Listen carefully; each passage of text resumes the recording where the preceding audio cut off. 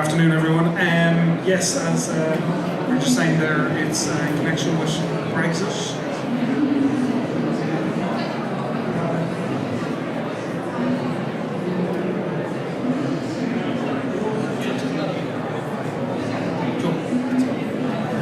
So yes, it's about Brexit and foreign exchange hedging in uncertain times.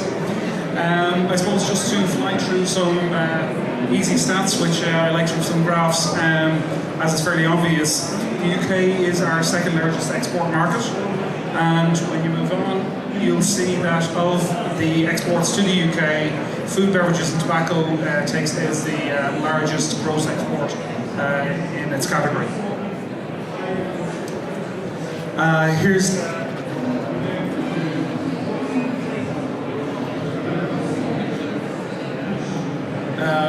a graph just which was released this week from IBEC, which is showing the change in growth of the food drink sector when you map it over changes in the exchange rate. And as you can see, the last time that we were up at sort of the high 80s into the 90s, growth rates took a dip. So I suppose, what's the connection? Okay. Better stick away from that word. What's the connection? I suppose since January we have what I suppose Brexit came onto the radar of the general public. Euro sterling has depreciated by, at the moment, 15%, and at its peak 18%, which is quite problematic, I suppose, for a lot of companies. The export market. However, when you move on, you'll see we were, I suppose, artificially low in the lead up to it. What I like to show here is this is a 5-year graph of euro sterling, because it's always easy to forget where we've been.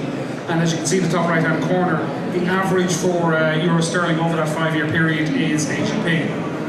Moving on a 10-year horizon, you'll also see that the average is AGP. So as we sit here at 84, we're not that far away from where we were. I suppose, unfortunately, what's happened is, and if you want to move on there, just one more slide. This is a survey that the Irish Exporters Association would have released post-Brexit of their members. And, have people done anything to hedge their currency? No, in the lead up was 68%.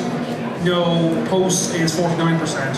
Not that it's necessarily moved on to those who are actually doing anything, which have only gone from 18 to 23, but it's more gone into the don't know category.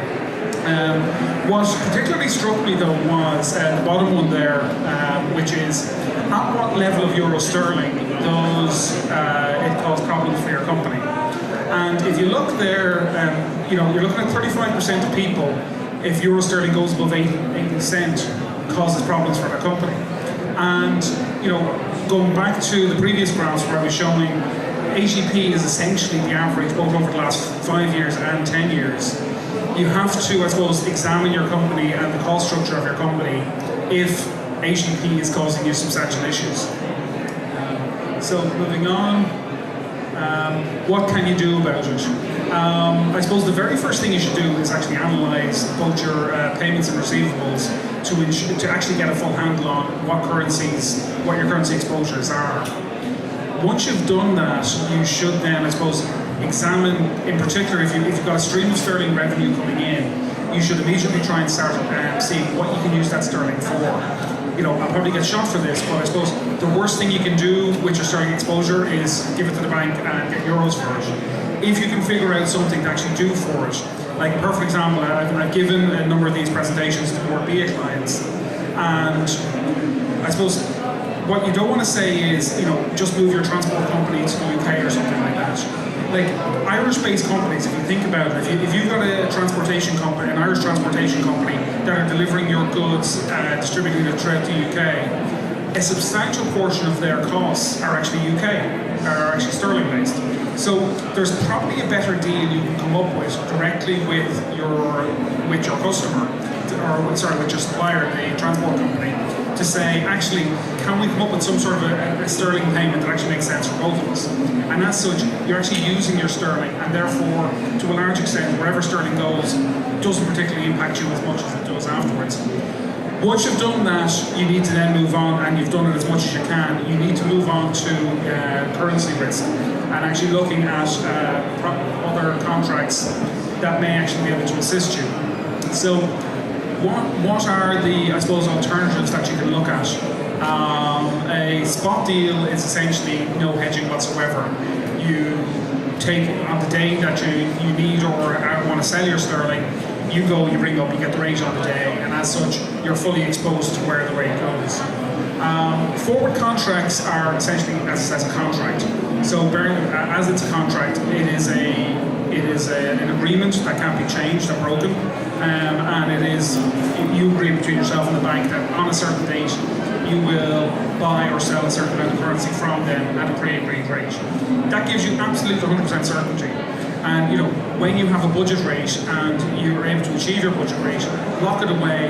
You know, as a company, your gig is making food, servicing your customers, all that sort of stuff. It's not gambling on where foreign exchange rates are going. So to take that uncertainty away and just lock in a certain rate has a huge amount of attractiveness to it. On the following two slides, or the following two tables there, it's purchased options and tailored options. And I suppose the first one, while the forward contract is, you must fulfill it. It's a certain amount, a certain rate on a certain date. The options essentially gives you the right without the obligation. So if it suits me on that day, I would like to do this.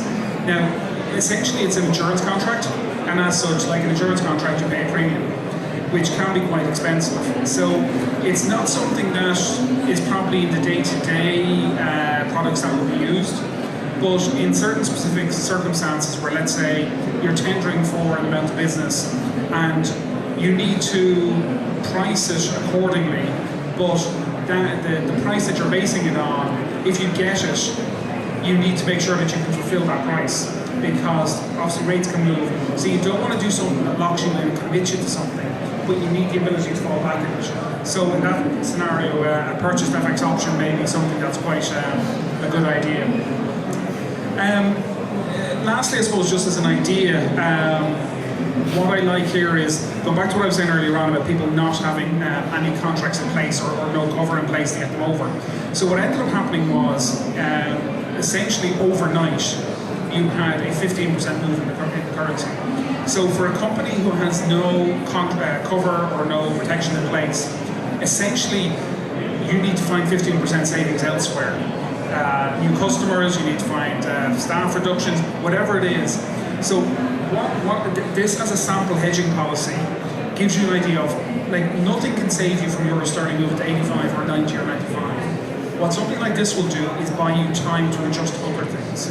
So what I'd be suggesting here is, let's say for example you're sitting here, so you forecast out and you do a quarter of your exposure here, here, here, here. In 3 months' time, you do another quarter here, here, here, here. And over time, what you end up with is a rainbow effect, whereby you get an average over a period of time. So let's say, for example, something drastic happens here, and you're moving on. Well, actually, you've actually got 3/4 of your cover already in place, which gives you that comfort. That means that you're only exposed for 25% of it. You then move on to the next period, you're only exposed for half of it.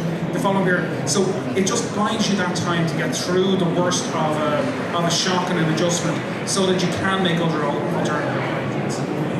So I suppose, broadly speaking, that is what I want to discuss with you. I know I've sort of gone through it. I wanted to keep on time, but I don't know, is there any questions, or is there anything that, I suppose, Brexit and euro sterling moves, obviously, is top of the line for a lot of people.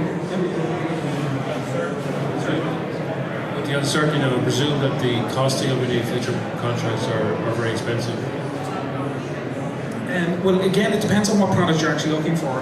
Going back to the two main ones there. So on a forward contract, it's a certain contract. There is no essentially the difference in rates depends on obviously where the spot rate itself has gone, and then there's a small adjustment made for the difference in interest rates. So volatility, for want of a better word, doesn't really impact that, other than the spot rate itself has moved. On the option price, you're absolutely right. Because you're looking for protection at a certain level, essentially the insurance premium has gone up to cover it. So that's what I'm saying. It's not something that is, I was going to say, your bread and butter solution to managing your exposure, but it's that nice tool, I suppose, to have in the back of your pocket, so that, you know, actually there's a bit of, like, particularly the construction companies, things like that, they would rely on them a lot, whereby they're tendering to build a motorway in the UK.